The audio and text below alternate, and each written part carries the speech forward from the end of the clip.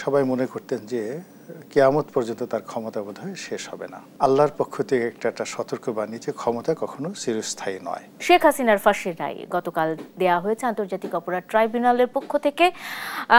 কার্যকর কিভাবে হবে বা বাস্তবায়ন কিভাবে হবে সেটা আমরা নিশ্চয়ই জানবো, কি কি আইনের প্রেক্ষিতে হবে, কিন্তু এই রায়ের প্রতিক্রিয়া আপনার কাছে প্রথমবারের মতো আমি জানতে চাই। প্রথমত এটি একটা যুগান্তকারী, এরকম ঘটনা তো বাংলাদেশে কখনো ঘটেনি। এমনকি পাকিস্তানে ঘটেছিল জুলফিকার আলী ভুট্টোর ক্ষেত্রে। তো সেক্ষেত্রে একটি বড় রাজনৈতিক দল, সেই দলের প্রধান যিনি এই কিছুদিন আগেও তার যারা স্তবক ছিলেন, শোভার্থী ছিলেন, সবাই মনে করতেন যে কিয়ামত পর্যন্ত তার ক্ষমতা বোধহয় শেষ হবে না।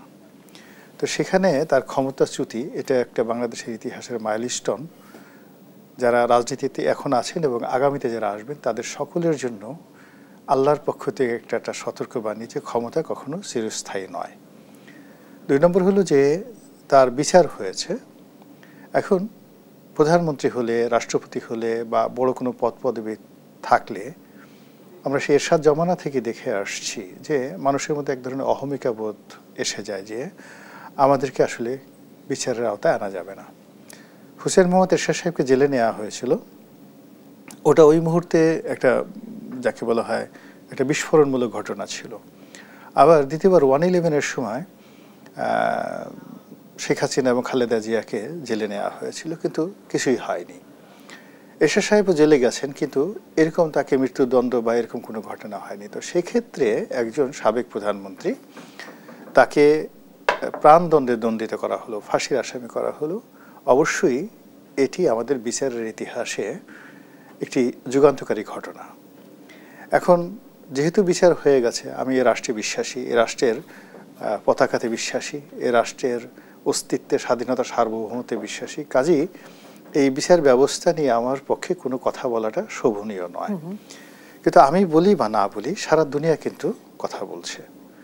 এখন বাংলাদেশের আপনার এই দেশ টেলিভিশনের একটা বক্তব্য, এটা যেভাবে পৃথিবীর সকল মানুষের জন্য অবারিত, বিবিসির একটা খবরও বাংলাদেশের সকল মানুষের জন্য অবারিত সারা দুনিয়াতে।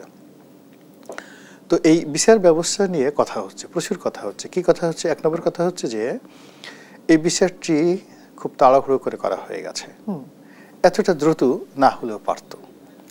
2 নম্বর হলো যে যাদের বিরুদ্ধে বিচার হয়েছে, যাদেরকে আসামি, তো তাদের আইনজীবী নিয়োগ করা, এই সুযোগ থেকে তারা বঞ্চিত হয়েছে। রাষ্ট্রপক্ষ এখানে আইনজীবী দিয়েছে। এখানে জেডাই খান পান্না সাহেব শেখ হাসিনার আইনজীবী হতে চেয়েছিলেন, কিন্তু আদালত তাকে অনুমতি দেয়নি। এটা আমি মনে করি এই বিচারের জন্য একটা প্রশ্নবোধক চিহ্ন। যদি এখানে জেডাই খান পান্না কেন, আরও 100 জন যারা হতে চান আওয়ামী লীগের আইনজীবী বা শেখ হাসিনার আইনজীবী বা অন্যান্য আসামির আইনজীবী, তাতে অসুবিধা ছিল না। 3 নম্বরে যে জিনিসটা আছে সেটা হলো অ্যাবসেন্সিয়া, মানে তার অবর্তমানে যখন একটা বিচার হলো, সেই বিচারটা আগামী দিনে কিভাবে কাজ করবে, অন্যান্য বিচারের ক্ষেত্রে কী ধরনের ইতিহাস তৈরি করবে, এটা একটা $1 মিলিয়ন প্রশ্ন।